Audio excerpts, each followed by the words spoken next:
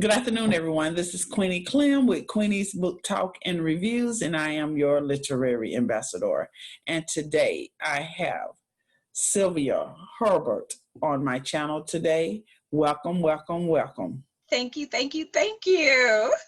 All right, tell us about yourself. I am a romance suspense author of over 50 books. They're ebooks and paperback, mostly ebooks. And I'm also founder of Motown Writers Network, which is here in Michigan, where we help writers get to their literary goals and we connect readers to Michigan authors. And I'm a literary champion for Detroit. So we pass out books, we help parents and encourage parents to read to children, and also practice what you preach. So that's pretty much, I have 3 kids that I know of, and I'm recently married, and as of a year, I guess 2 years, you can still say recently, I guess.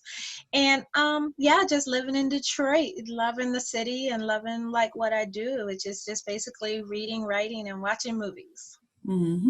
What is your genre again? My genre is romance suspense, which I usually explain is that, I create a happily ever after, but I like to kill people too. So. Oh, okay. And how long has Motown Writers Network been in effect, and does it go outside of Detroit or just stay local? Well, it's actually a Michigan organization for readers and writers to connect us, to educate us, to entertain us.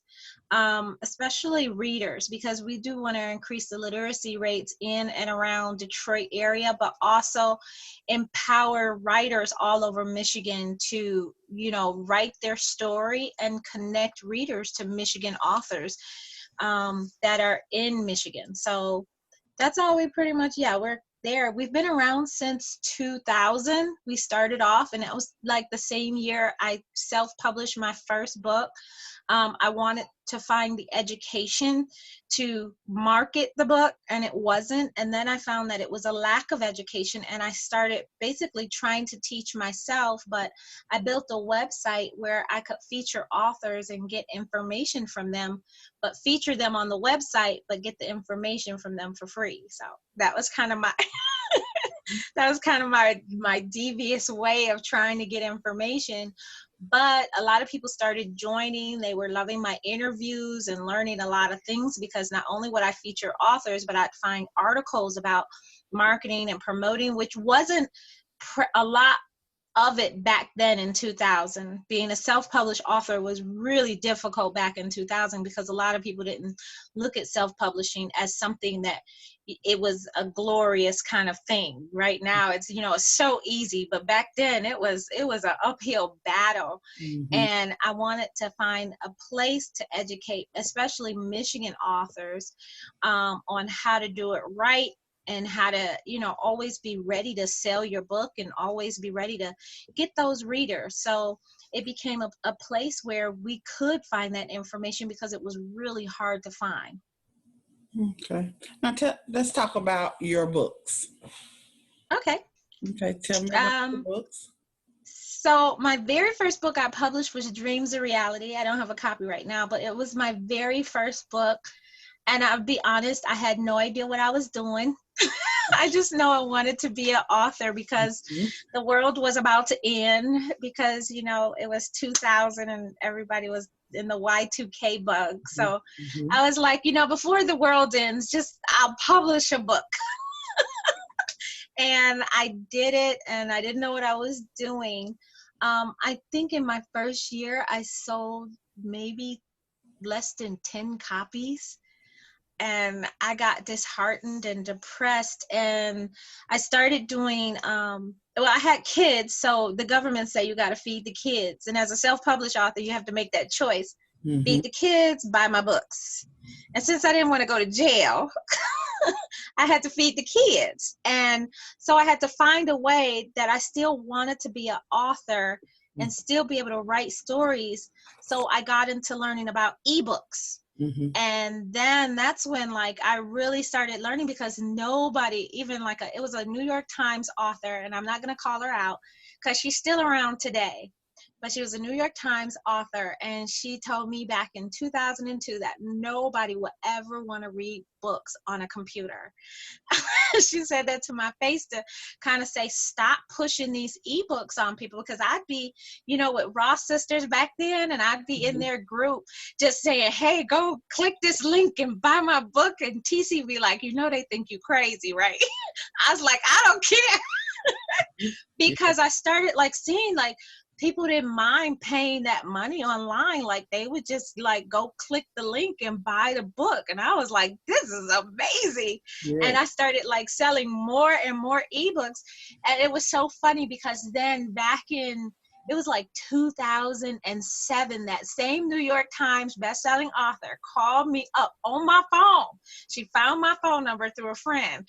And then she was like, that ebook stuff that you're always talking about, can you tell me more about it and how to do it? And I'm like, if my mama hadn't raised me Christian, you'd be like, ooh, girl, I could say something, because the way she made me feel back then, you will never be a success if you keep going down this path. And I'm so glad that I did not listen to her, because I was 5 years ahead of the game, where everybody else was jumping on in 2006, 2007. I had 5 years head start. So I was already ahead of everyone. And that's how it's always been, me knowing that and being able to stay ahead and staying on the path of my passion. That's what I realized, that staying true to my passion has always given me the upper hand. So I just keep writing keep writing for readers. So I came out, by that time, 2007, I had come out with almost 15 books. And then it just it kept growing. Most of my books are romance suspense based in Detroit. And I usually love, like I said, I do love a happy ending, but I'm from Detroit, and it's hard to get to a happy ending when you got a lot of other stuff going on. So I'm more of a three-dimensional author in terms of when I write my fiction, or when I write a romance, she's not just going through this romance, because in real life we don't just find that person, we fall in love, and then everything else just fades away. It just nice. So usually she's got drama with her family. Somebody might be trying to kill her or him.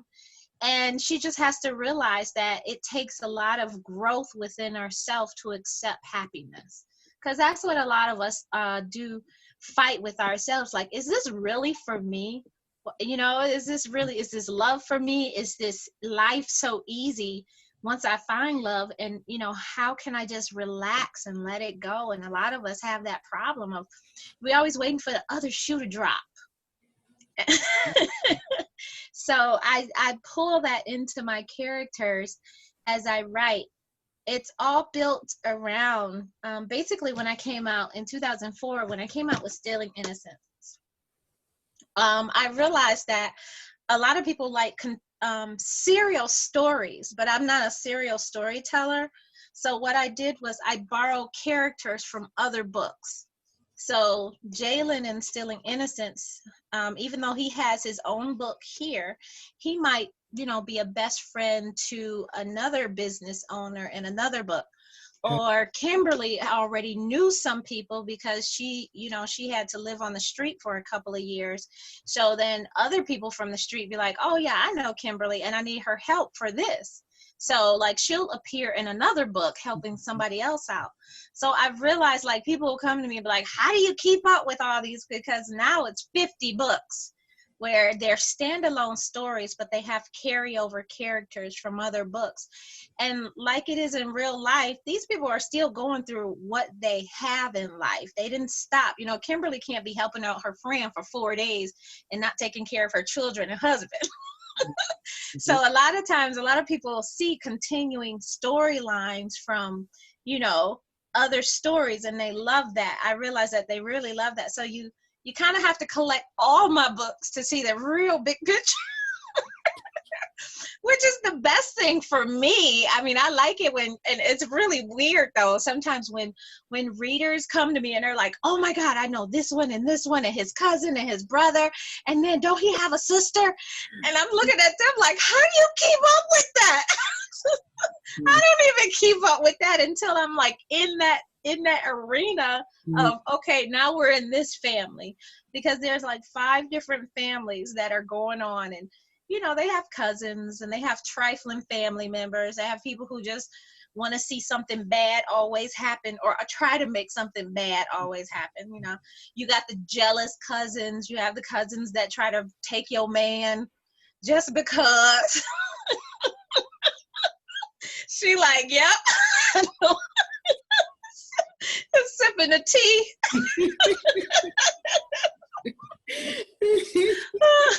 Now, all my books, usually as a writer, I only write in third person because I don't know, I've always been better at third person than first person. But Diary of a is my only first person book I ever wrote. I had to trick my brain into writing it because I kind of had to tell myself I'm writing a real diary. So that's how it is. It's like you're reading entries out of her diary. So it was kind of fun. And on this one, she's trying to find the right man, but she keeps sleeping with all the wrong ones. So it's her diary of her being very promiscuous. All the while, this other guy is trying to pursue her in the book. And so it's kind of it was kind of a fun way to write, but it was kind of scary because I was like, I'm not this person, but I'm writing as her. And I'm like, I don't like her.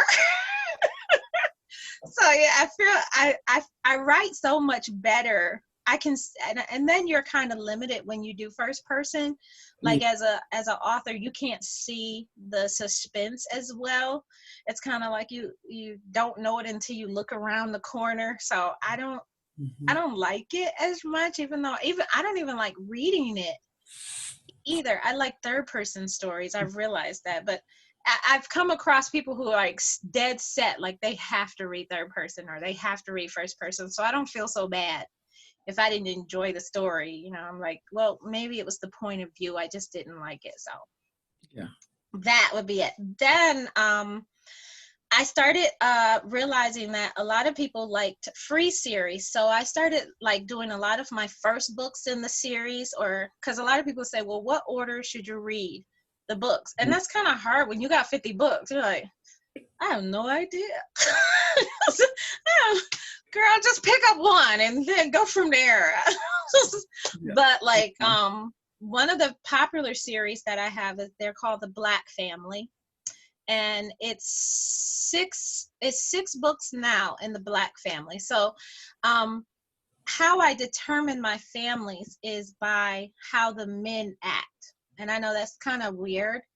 I grew up by my father. I was raised all my life by my father. He was a single dad in the 80s, which was really weird. Wow. I know, going bra shopping with your dad, it's the oddest thing. But since I grew up around him, a lot of it is based on like either my uncles, and I had like about 10 uncles. So all of them had different characteristics, you know? And so I realized men don't talk about the crap they go through. And they have a lot of things going on. So with the Black series, usually there's something mentally wrong with them, really seriously wrong with them. But I say crazy need love too. Yep. So in the first book, it's Ethan. So the first book in the series is Love Like This, and it's Ethan.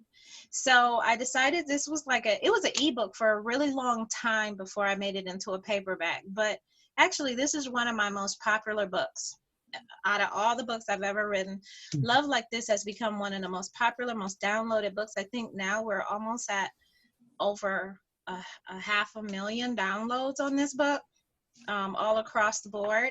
So it's pretty good.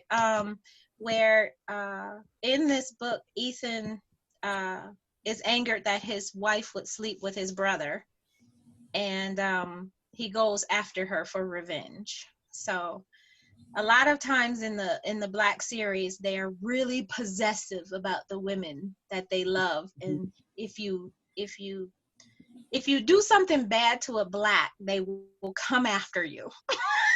So everybody knows that. So once I started it off as Ethan, and then in the next book, it was actually his brother. Somebody went after him for sleeping with women, because he sleeps with everybody's wife, as you can see, the brother. So he went after the person who tried to kill him. Then the next book was a cousin of a Black. So they were all related. They're all related to Blacks. And so they all go after the people who try to wrong them. So the last book in the series is called Black's Innocence. And and I just came out with that one in March. And that's the ebook now. And that's basically about Lauren, who decides to prepare her life for the perfect marriage, the perfect husband who's going to be a lawyer, and just the perfect life. Like, she got the perfect wedding. She took out big loans and everything just so she could have perfection. She even saved herself. She was a 30-year-old virgin, because she wanted everything to be perfect. But that is until she meets Tyler Black, who decides to ruin all her plans to get back at her. So, oh, wow. Right. So yeah, that was a very fun book to write, and it was really relevant because I think it hit a bone with me, because I would be on Facebook and I would see all these women, like, they'll have their planning their wedding for their husbands that aren't there. And I would be looking at them like, oh, well, why are you buying this candle set? And they're like, well, I'm gonna put it in my house when I get it, and one girl had a big casket of things that she was gonna put in her dream house, and then women would pray for their husbands that they haven't met. Yeah. So they were planning this perfect life, but they weren't really preparing for really their life. They were planning for a life with a man, but not their own life.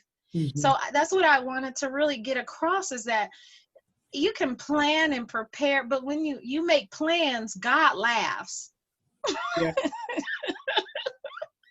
So that's what the whole gist of the story was, because a lot of women do it. We forget about ourselves. We forget about preparing for the worst, instead of just, yes, we should hope for the best, but prepare for the worst. So yeah, that's what that one was about.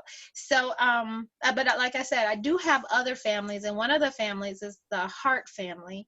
That was one of the first realizations that I needed a series, was the Hart family. And currently they're a whole big, that takes up almost the majority of all 50 books, is that this family is so large. And that's why I'm so amazed that my readers can actually keep up with them. They keep up with them better than me. Like, literally, I had a couple of readers send me family charts on them. Like, they know, like, who's the daddy, how many kids they had, and the names of all the kids. Wow. So it's a cool but weird weird thing, but it's fun to know that they pay so much attention to it, and they really get into it, and then it makes it really fun for me to come up with, then, oh, let me go and create something else, so then I when I create another book, is like, they'll get into it like, oh my God, this is the answer to the question of what the baby was and who, and I just continue on with it. So I started doing offshoots of the Hart's family. So they had friends, and they usually pick up weird friends. We all have them. And then we all sit around and wonder, how did they find that person? They are just so weird, or they have like a fetish or a fault that you just can't get past, So back in, was it 2000, and I think it was about 2008, 2007. It was whenever the Super Bowl was here in Detroit, and I saw Jerome Bettis in person for the first time. An entire story came to me when I saw this man. And he had a twin. So that even that made it even better. So, so I started a new series which was called Mistaken Identities. These are, in the Mistaken Identity books, they're usually polyamorous relationships between two men and one woman. So it's because I like men, I can't do it any other way. So it's usually two men and one woman, and they work on having just a romantic relationship between each other. Yeah, so that's the Mistaken Identity series, and it goes on to, I think it's now 4 books in that series. So it's, and they're all different couples in each book. So one of the books started to become, and that's where the Beautiful book comes in, the last book I have, which is Beautiful. It's part of the Mistaken Identity series, where the premise is 2 men and 1 girl. And did you want me to read now, or did you want me to read? You can read now. Yes. I can read now? Okay. So Beautiful was actually written as kind of like an ode to my daughters as they are leaving out the world and going into the world, is stop searching for beautiful out in the world, you know. And that's where we get caught up at, is that we're looking for beautiful in all the wrong places and end up doing all the wrong things and gratifying in all the wrong pleasures when our beautiful is, you know, right inside of us. So that's where I found the character of Madison. And she is a DNA splicer. So she's very smart, highly intelligent, because I had to research how to splice DNA, and I think my brain came out of my ear at one time because it's a very intricate kind of science that it has to be precise, and it has to be right on. So, and she can do it like off the top of her head. Like, that's how intelligent she is.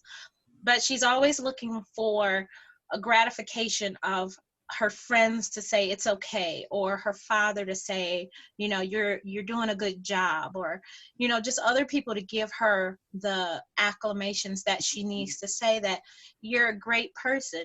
On top of that, on the outside, she doesn't feel beautiful. So, you know, of course, we all feel like that sometimes. You know, sometimes we wake up every day, don't feel it. But in this regard, I'm starting at chapter 5, where she's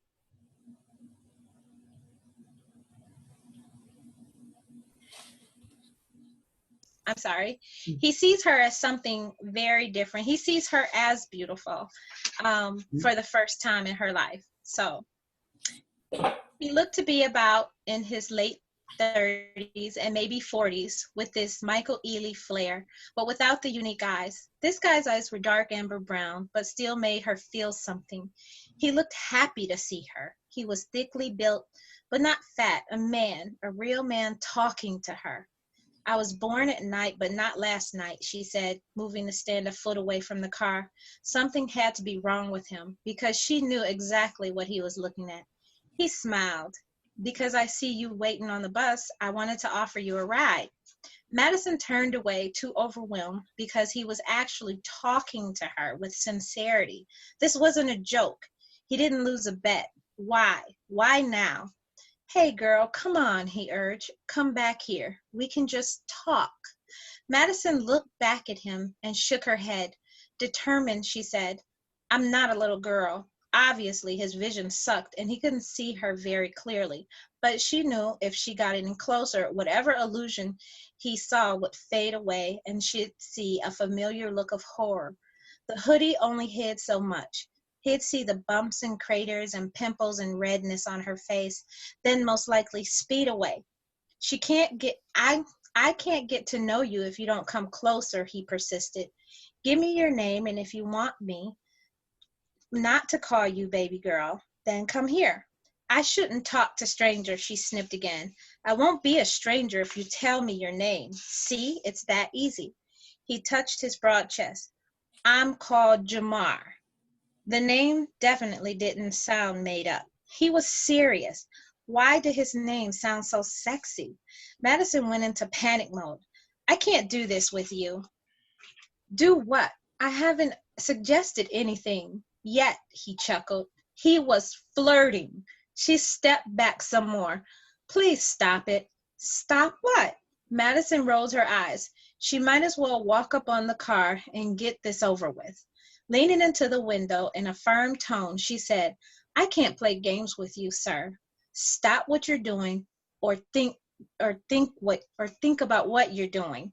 He licked his bottom lip hungrily, not at all bothered by her proximity. You don't look 28. You aren't lying about your age, he questioned skeptically.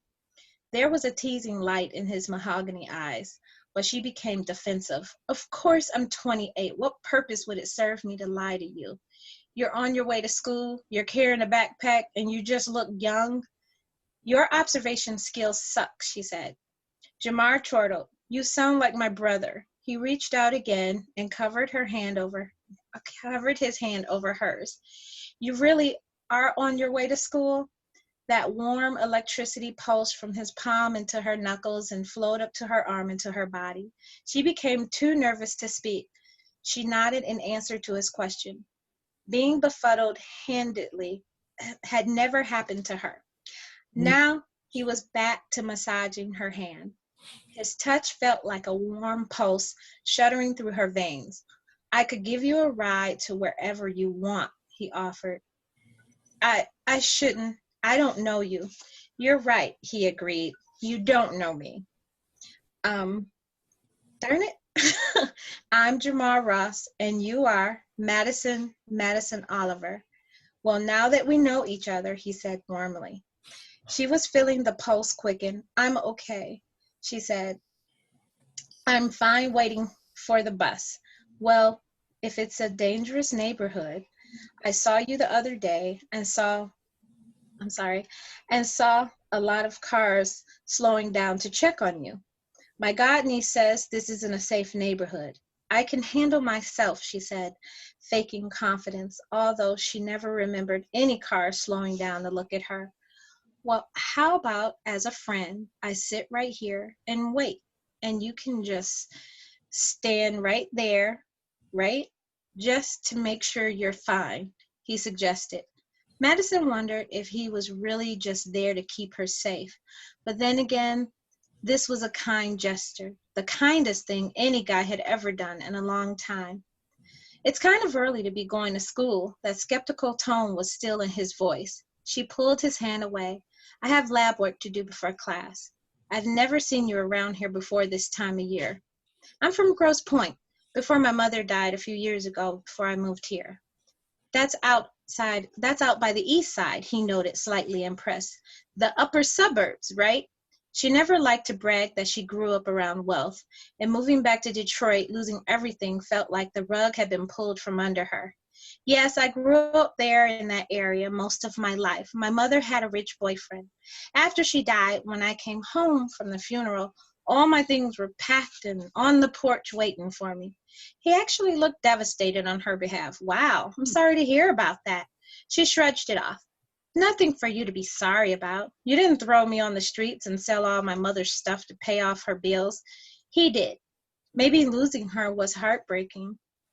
Bitterly, she said, that wasn't love. He didn't love her. He loved the money she gave him because he didn't have to use his own. Money she worked very hard to make. Love, money, sometimes is all the same thing, he said with a wry smile, trying to make her feel better. Did he see her pimples? The craters on her face? She wondered because when he looked at her, he didn't flinch or tried not to look at her face. That was usually the case when guys looked at her. As many times as she had to practice presenting her research in front of people, she could remember everyone's stares. Your bus is coming, he said abruptly. What? Your bus, he pointed, so consumed with actually talking with him, she had forgotten about everything else, including waiting for the bus. Bye, Madison, he said. Madison waved and jogged the short distance to catch her bus. When she got on the bus, she looked back at him. He waved his right hand, but his left hand was inside the car, down in his lap. Now it seemed non-important, but when she had been standing there, what had his other hand been doing? Yes, down in his lap. Why did this seem important now? The bus pulled away as she sat down, and Jamar watched her the whole time until he couldn't see her anymore. Would he be there tomorrow? Madison wondered. And that's chapter 5. Interesting. Wow.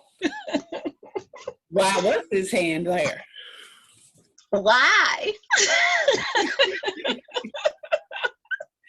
All right. Okay. Now, I see you mentioned a lot of characters. Now, where did your characters come from? Oh my goodness. So I guess it would start at, my dad and my uncles. And then I guess as I meet different people, it's kind of a bowl of people that, I kind of pick out like things I like, and then I'll put it in one character. So I kind of relegate it as how what was that movie with M. Night Shyamalan, when the guy had like 23 personalities and they all have different chairs. So I'll put someone in that chair, and then I'll start putting personality types in them. Like, I like this one to be aggressive and this one's not so aggressive. So the chairs are situated until I find someone I like in that chair that I filled up with all these faults and dreams and hopes that I can destroy, and then I'll put them in a book that in a situation I know they won't like. So that's so I kind of get to know them, but like it's usually like people I meet. If I like something about you, I'll take it and put it in a character I like. Some people say, well, Sylvia, are any other characters like you? Like me, do I have any of them? I think in each character, I think I'm more of the guy in the book than the girl for some reason. I don't know why. I just feel that way. Like I can connect with him a lot more than but I'm usually in the books in the girl's head, so I can hide a lot of the things the guy is thinking or doing. So it's kind of weird. It is kind of weird, but but a lot of myself, I would say, would be more of in the guy than in the girl. Okay. I know, it's weird. All right. What surprises you the most about your writing? What surprises me the most about my writing? I would say that people actually like to read what I write. Yeah, I've always taken, Toni Morrison's advice. If a book is out there that you want to be written, so go write it yourself. Mm-hmm. And then when people come to me and say, oh my God, I really enjoyed that book, like that's the best book I've ever read or something like that, it shocks me that, oh my God, there's other people out there who really wanted that story too. Like, I don't know if that's creepy, because, I kind of tell people I'm bad on paper so I can be good in life. So when people tell me, Okay. I like your face. So like, when people say, oh my God, I wish I could do that, I'm like, oh my God, no, you don't. No, you don't. Because I get it out. So I won't do something horrible. Mm-hmm. But yeah, so I think that's what shocks me, is that I am a great writer. I'm kind of a little bit, I guess, like Madison, you don't really understand your power, your superpower, until someone else comes and says, oh my God, that was amazing. So yeah, that's my thing. Well, how do you feel about reviews, whether they're good or bad? welcome them. I welcome them because the bad reviews help me learn more about myself as an author, and learn how to take criticism a lot. They also help me learn like what people really want to read or what they don't want to read. And it helps me realize I'm not everybody's cup of tea. You know, it gives me that reality check that, you know, you're not everybody's cup of tea, and that's okay. It's okay to be not everybody's cup of tea. For the good reviews, I enjoy them. You know, when you wake up in the morning and then you go check your reviews and then you see new reviews, you're like, oh my God, you know, that really makes your whole day feel so much better. So I think all the readers should just review books at night while the author is sleeping. So you can just like, they wake up and like, it's like better than coffee when you you see a review in the morning. It just carries you out the day and you just want to do like amazing things because just one person said, oh God, I couldn't sleep until I finished the book. So I think, yeah, that's just been amazing. So, and I appreciate, you know, bad and good reviews. It's because it's needed more, and I wish more readers would do it. And I appreciate the readers that do it. So, yes. Where do you get your story ideas from? Oh God, I live in Detroit. I live in Detroit, girl. You can't get them anywhere else. That's interesting. And I guess I keep my mind open as a scribe most of my life since I was like 6 or 7. Finding interesting takes on things or pushing that what if boundary all the time, and it's constantly playing. Anything I read, especially current events, I love reading about just different news stories, and I'm constantly looking at blogs, reading news blogs, just reading papers, you know, reading current events that are happening, not just in relevant news, but in unrelevant news, and just saying, oh my God, could this really happen? And then on top of that, I worked at 911 in Detroit for like 6 years. And I'm going to tell you, I don't care what anybody tells you. If I told you a 911 story, you would say that was not true.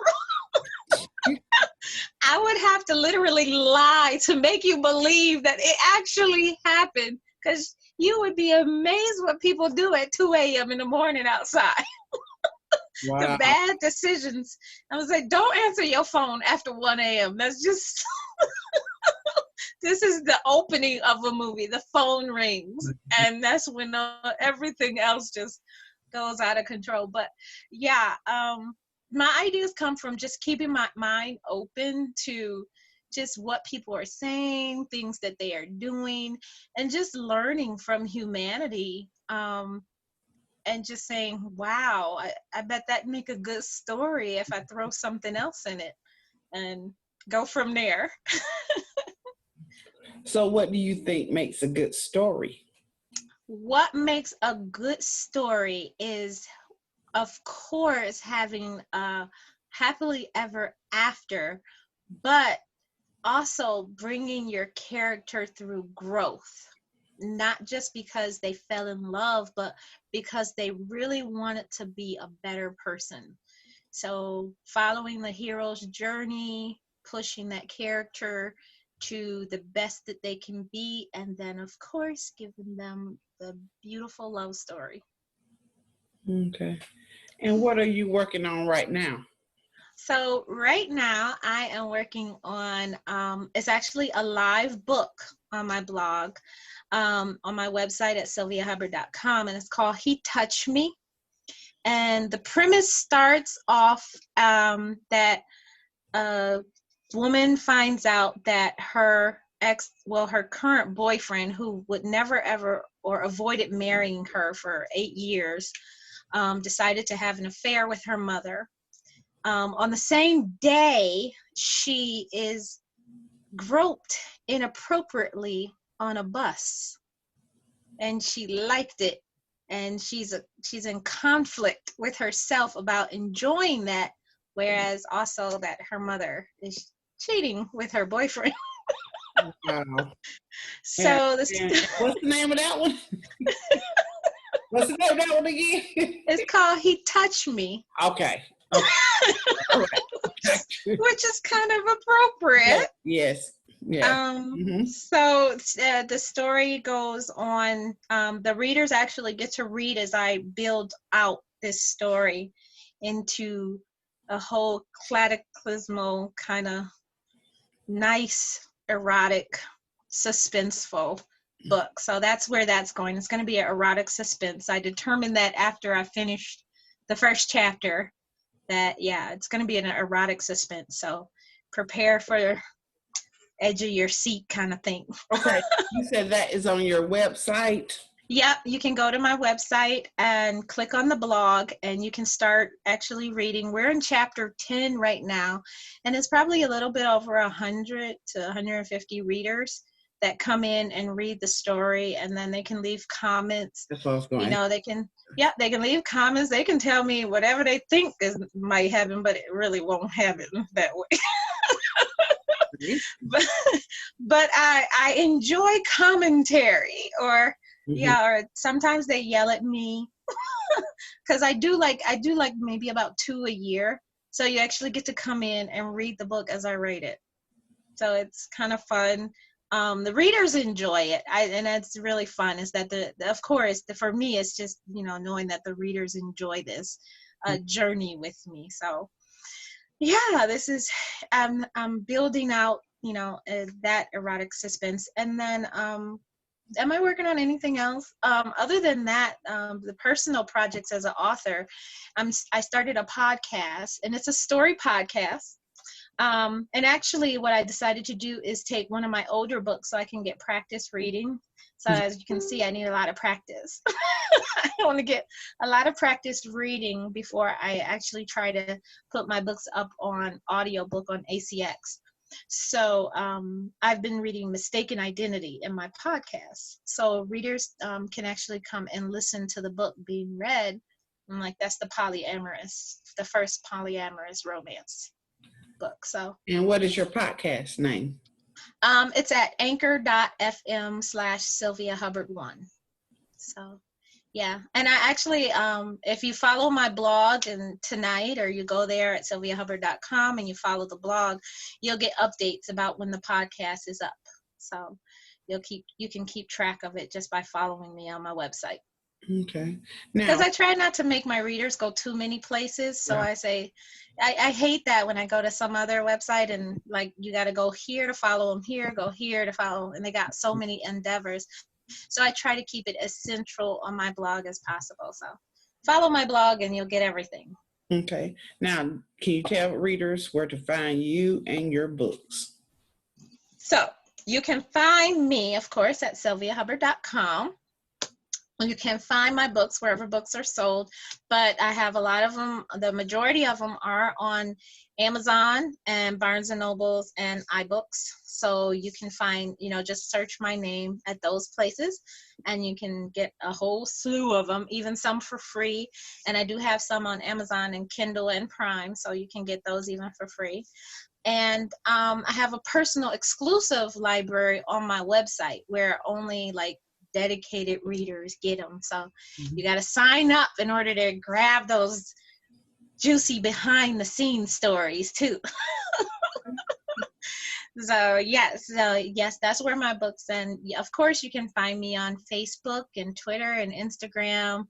I think right now I'm the #1 Sylvia Hubbard. I swear. And I make sure that my smile is everywhere because that's usually what people remember me by. They say I'm always doing it. I don't know why. So, yes, I'm pretty much, and of course I have a YouTube channel as well where I talk about my writer's life, and I do workshops and help other writers and readers connect with me. So, yes. Okay. Is there anything else you would like to add before we close? Well, for writers that are listening, don't give up. Keep writing, keep producing work. Don't stop. Don't be a one-hit wonder. Readers hate that. Because if they really like your work, they really like your voice, they really want more. So give it to them. Don't deny them that pleasure.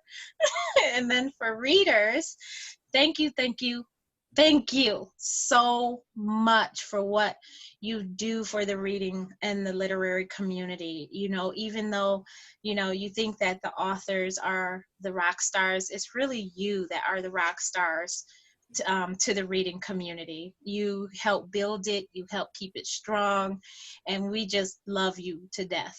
Authors like me, I love you. Thank you. Thank you. And that's it. Yeah. All right. I'd like to thank you for coming in today. I really appreciate it. Thank you. I had Thank you a for having me. blast with your reading. Wow. Again, you heard it, Sylvia Hubbard.